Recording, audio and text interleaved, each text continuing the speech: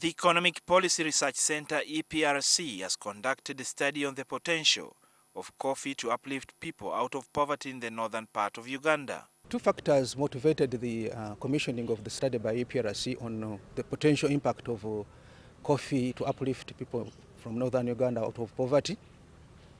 Number one is the literature that links the type of crops grown to poverty levels with the households mainly growing annual crops experiencing higher levels of poverty compared to those that are engaged in coffee growing as a perennial crop. Number two is the statistics by UBOS that show higher levels of poverty in northern Uganda. The other factor was the intervention by UCDA that has spent a lot of resources to expand coffee growing from traditional areas to northern Uganda. Little is known about the outcome of the resources that have been expended by UCDA and its potential impact on the livelihood of people who are now engaged in coffee in northern Uganda. Uganda has a government which assigned Uganda Coffee Development Authority to spearhead the program ventured in the north. It was like a trial, but when reality came up, it was realized that coffee could grow in the north. So the first reason was to alleviate poverty, and the second one was also to ensure food security. For a very long time, some of our population have thought that coffee cannot grow because that is what our colonial masters told us, that we can only grow cotton. And to our surprise, coffee does well. And by 2006, when the insurgency ended, many people, a few groups of farmers, especially in Koch Goma, took up coffee growing. That is what is documented, but it could have started much earlier. In a bid to further strengthen documentation of pertinent issues under the study and improve on the quality of the planned dissemination activity, this filming was conducted in 4 districts in the mid-northern region. The key issues captured were adoption of coffee farming in the mid-north, performance of coffee in the mid-north, coffee farming versus poverty, or welfare levels.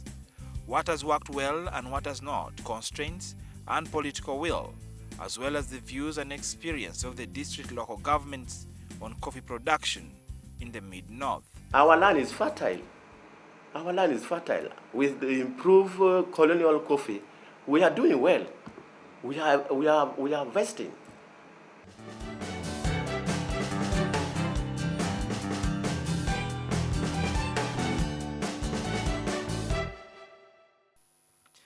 Among the key actors who are participating in the coffee value chain are farmers, a nursery operator, as well as a seed multiplier in Unyama Laibi and Ogako in Gulu district.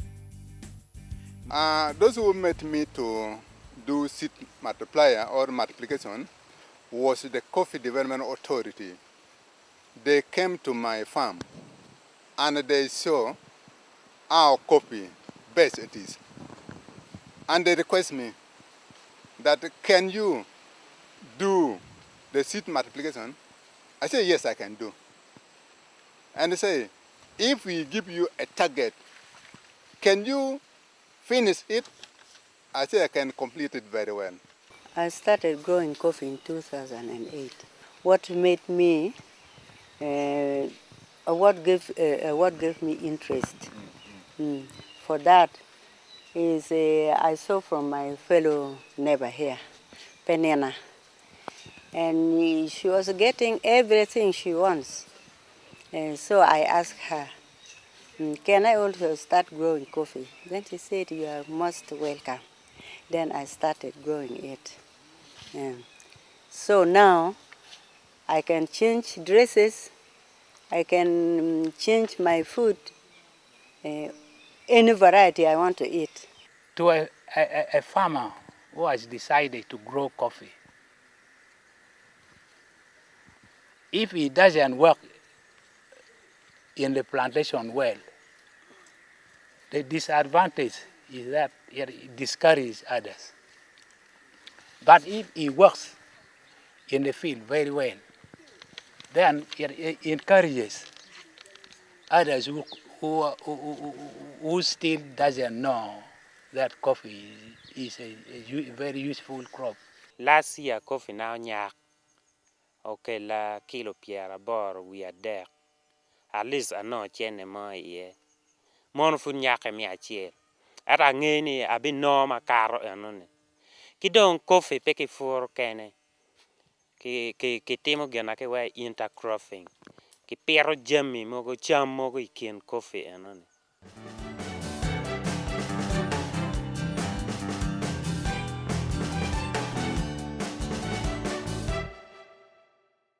Nyoya is yet another district in the northern region of Uganda where success is being realized in respect to the potential of coffee farming. En ni obedo tij matek ma wan tika timone minene ngom ma wan tika tiji yene tima be ma watika yupune kere. So watika neno ngom ma watika yupu yene bene tika doma kum gitika nen maleng chomio tij ma wan tika neno ne ki kama wan tika yupu no tima be. The future of coffee in Nanoya district looks to be so bright in that the number of farmers adopting is increasing every year. With Coach Goma having a farmer called Mr. Nyeko, who has really performed well. Last year, he managed to produce about 18 tons, and he got about 16 million. And this has really attracted some other farmers who are really willing to begin adopting. We have got in our district development plan what we call unfunded priority. Actually, coffee is captured in our DDP as an unfunded priority. That means we recognize coffee as one of our important upcoming crops.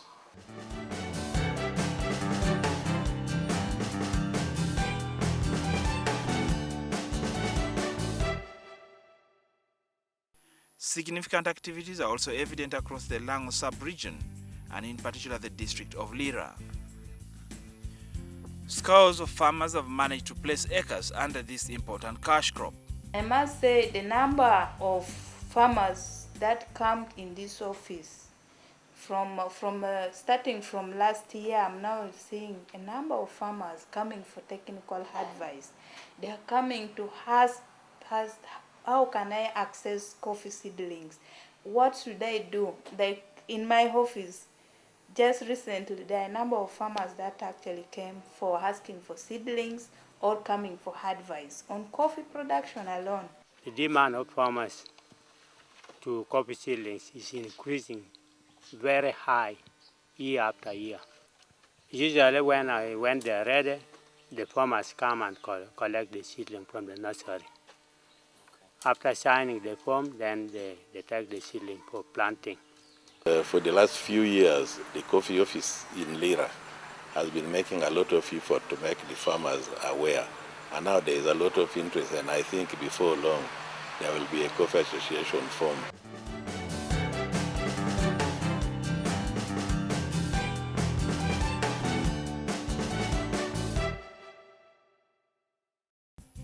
Still within the Lango sub-region in Eprc, district officials also attest the impact and indeed potential of coffee in uplifting of locals from poverty. I'm now able to have another projects like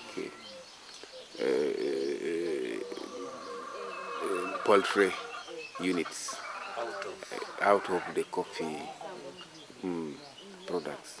Now the grade of coffee we are growing here is almost better than the one in Uganda. Coffee is very, very profitable if they grow it. You earn more than other things. According to the Uganda Coffee Development Authority, millions of coffee seedlings are now maturing into commercial fields with wider benefits to the populations in this part of the country.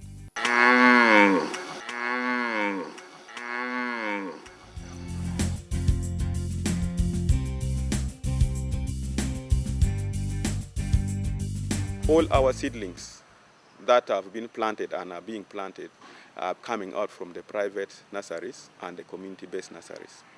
This year alone, we were able to give out a total of 735 kilograms of coffee seeds to farmers in form of supporting community nurseries and private nurseries. And from that lot, we expect more than 1.4 million seedlings. And the 1.4 million seedlings, I'm sure it will satisfy the whole of Acholi sub-region. When we began the program, actually we used to persuade people to grow coffee, but now they even demand for the program. So there is increase in production and also the increase in the interest of the people. And statistically, we have about 1.5 million seedlings raised this financial year, ready for distribution to the farmers. With official figures from the Uganda Bureau of Statistics indicating that poverty levels in northern Uganda remain high, experts maintain that increased participation of the population in coffee production could easily move them out of the poverty line. The coffee value chain is just evolving in northern Uganda. Since the crop had just been introduced, so we wanted to find out the challenges along the value chain that actors are experiencing, especially the input dealers, the nursery operators, the farmers themselves, the traders, and the processors. Their only problem remained the marketing arrangements, the structure. The marketing structure had not been very favorable for most of these farmers. Farming cannot escape without constraints. The major one is our prolonged dry season, because we start getting serious dry season in December, moving through up to March. Sometimes could even spill up to April. Coffee grows very well in Gulu district, except during dry season, because the sun here is too strong. That can destroy coffee for 3 months. Then afterward, when the rain comes, then it will progress again. Taka dua ma chiel dua ma rio e coffee turo kere. Chi pego ma diet berni tu coffee tuo pia chieng manoti ma tek to twal pian kar eno ni no kot pege. Chi dong mini wa teko mi gwako ne mira wa yin yo ma wati ma tek mi gwako ne wek tur ni po tuo miro nyake. The irrigation, I use this water bottle. I fill it and then I put it near the near the tree, so that it leaks slowly by slowly. When it gets finished, then you add more water. You can do it once a week, till the rain comes. Our challenge is this at the moment. First is the processing machine, because we are selling raw. And selling raw, we are getting little money. But if you see the amount of coffee we are growing now, it is sufficient enough to get a processing machine. If there's any government can think about us and give us a processing machine here, we shall be selling a processed coffee seeds. Then we shall get more money than selling the raw one. There is still need to build up the capacity of the nursery operators to produce good quality seedlings, so that the output is also seen. If we want to improve coffee growing in a part, or in the whole country, or in Uganda, at least extension services should be, government should at least recruit them so that they could sensitize farmers about coffee growing. Farmers are thinking of forming a coffee union, so that we can, as a group, bigger farmers now, can now think about processing our own coffee.